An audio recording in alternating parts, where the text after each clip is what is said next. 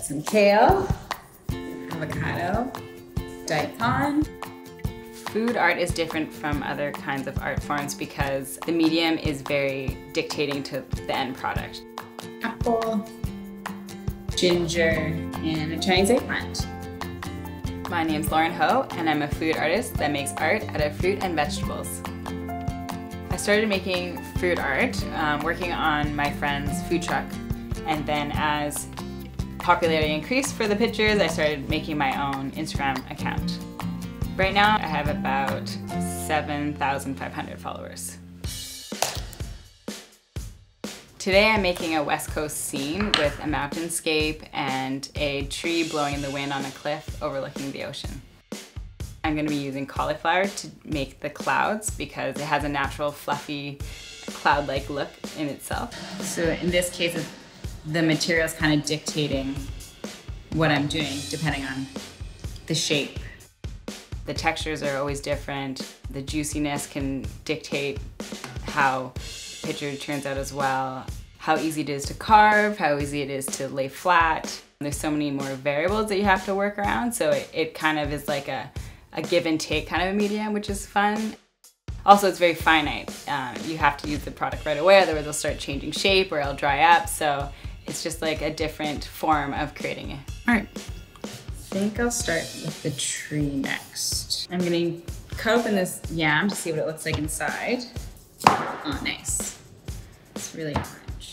Yams are really easy to carve, so it'll give a nice clean line for the bark. And it's gonna be really nice to carve because it's really fibrous and doesn't have a lot of moisture. So it'll hold together for really fine detail. My favorite fruit or vegetable to work with is anything that's really dense and fibrous, so it's easy to carve and it can give you a nice clean line. When you're working with fruit and vegetables, it's like, because there's so much color and texture that is the impact of the image, you have to keep it really simple. So if you have things that are too complicated or things that are really juicy and runny, then you won't get the same impact if it's not as clean lined. Now I'm gonna select the kale, start making some leaves. Often when I'm making things, I'll just kind of like place them kind of where I want them to go, and then once I have everything together, then I'll do my final adjustments.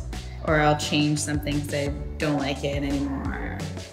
I would say inspiration can come from just like my environment, like just walking around and seeing like a cool tree or like a cool object that I'm like, oh, that'd be fun to recreate that somehow. Or by just looking through the grocery store again and finding produce that is interesting looking that I want to carve up. All right, so for the mountain, I know I want to use the eggplant for sure, because I love this purple color. And probably the beet. I'll just kind of see what things look nice together.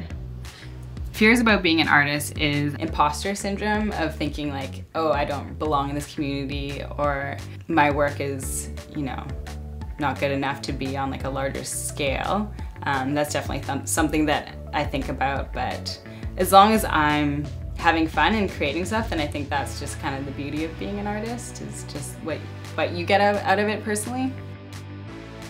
I really like using the meat of citrus to do water because it has that nice sort of illuminated look to it. Future aspirations with my food art would be just to continue making images for myself to keep my creative juices flowing. And also I'd love to make a kid's book one day.